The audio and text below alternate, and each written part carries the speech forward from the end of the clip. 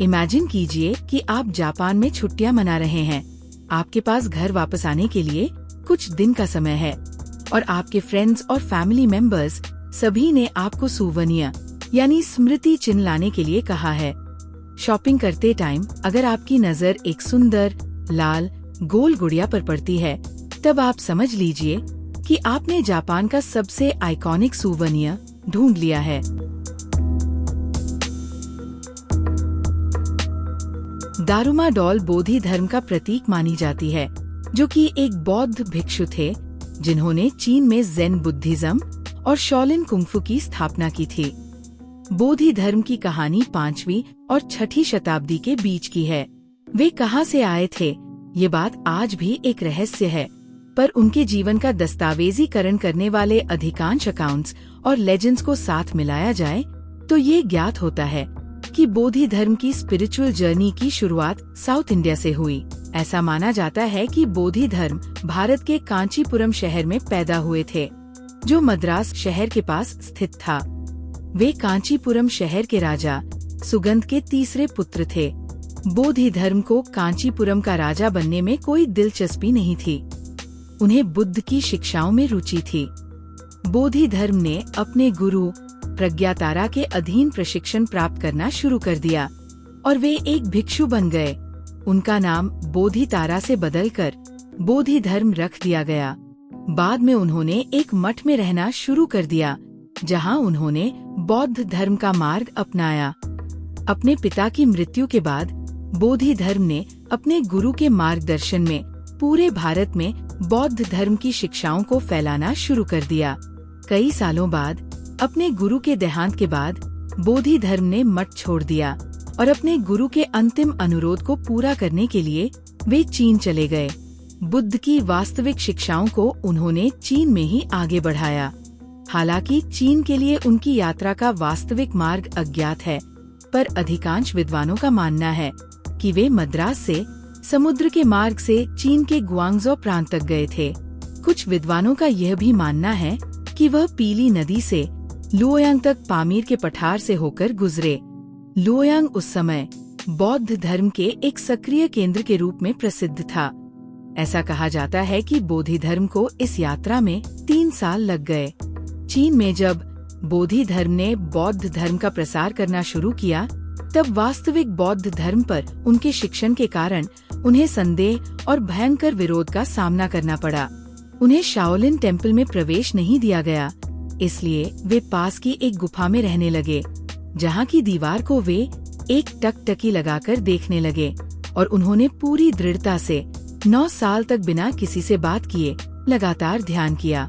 ऐसा माना जाता है कि इस बीच वे एक बार सो गए और अनुशासन की कमी के कारण वे अपने आप पर इतने क्रोधित हुए कि उन्होंने अपनी आँखों की पलकों को काट दिया ताकि खुद को फिर से सोने से रोका जा सके।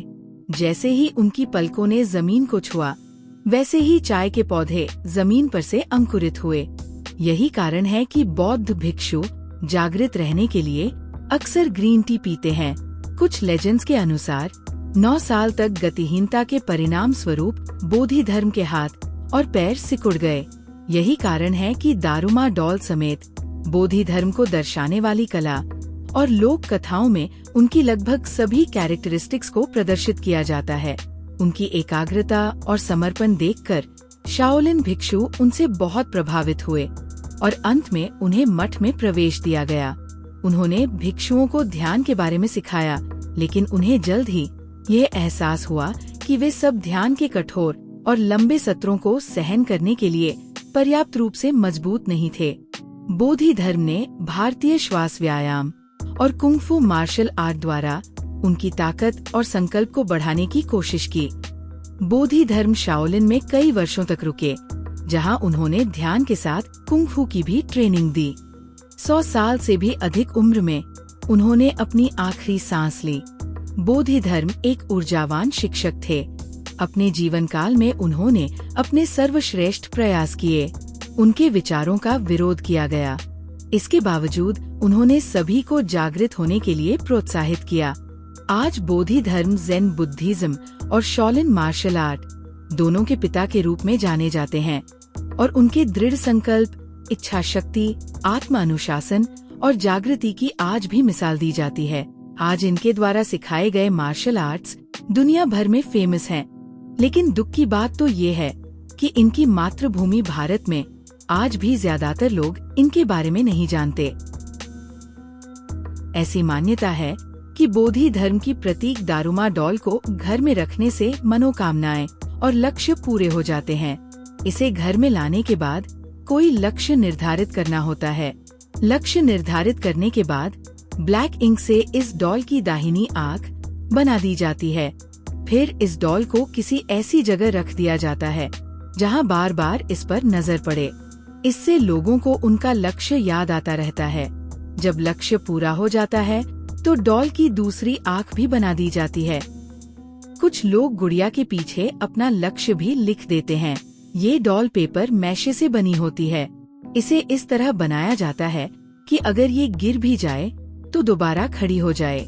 इसलिए ये डॉल एक लोकप्रिय जापानी कहावत नाना कुरोबी याओ की यानी fall down 7 times stand up 8 का प्रतीक बन चुकी है। ये डॉल हमें सिखाती है कि हमें कभी हार नहीं माननी चाहिए और अपने लक्ष्य की तरफ बढ़ते रहना चाहिए। इस डॉल का पारंपरिक रंग लाल होता है, जिसे सफलता और जीत का प्रतीक माना जाता है। आजकल ये डॉल्स अन्य रंगों में भी आने लगी है। ऐसा माना जाता है कि इस गुड़िया की शक्तियाँ केवल 1 साल तक ही रहती है। अगर 1 साल के अंदर लक्ष्य पूरा नहीं होता है तो इस डॉल को मंदिर ले जाया जाता है और इसे जला दिया जाता है। डॉल को जलाना शुद्धिकरण की प्रक्रिया मानी गई है। इससे लक्ष्य अगले साल जरूर पूरा हो जाता है। इन्हें जलाने के लिए नए साल के बाद एक खास रस्म रखी जाती है। इसके बाद नई डॉल खरीदकर दोबारा कामना की जाती है। दारुमा डॉल प्रिंसेस दारुमा और लेडी दारुमा के रूप में भी आती है। ये बोधि धर्म के ट्रेडिशनल रिप्रेजेंटेशंस के साथ एक विरोधाभास है, जिन्हें पारंपरिक रूप से बहुत मर्दाना रूप में चित्रित किया जाता है। इस विसंगति का उत्तर उस समय के सोशल ट्रांसफॉर्मेशंस में मिलता है जो ईदो काल में विकसित हो रहे थे। वर्ग भेद ने व्यापारियों को सबसे नीचे रखा, जिन्होंने उच्च वर्ग की धार्मिक मान्यताओं पर हास्य और व्यंग्य के माध्यम से टिप्पणी की। हालांकि शुरुआती चित्रण व्यंग्यात्मक थे, लेकिन समय के साथ प्रिंसेस दारुमा एक सकारात्मक और शुभ प्रतीक बन गई। दारुमा डॉल सिर्फ एक सजावटी वस्तु नहीं, यह हमें संघर्ष, धैर्य और आत्म संयम की प्रेरणा देती है। चाहे आपको इनके चमकदार रंग आकर्षित करें या इनके पीछे की कहानी, ये डॉल्स जापानी संस्कृति के हृदय में झांकने का एक सुंदर माध्यम है।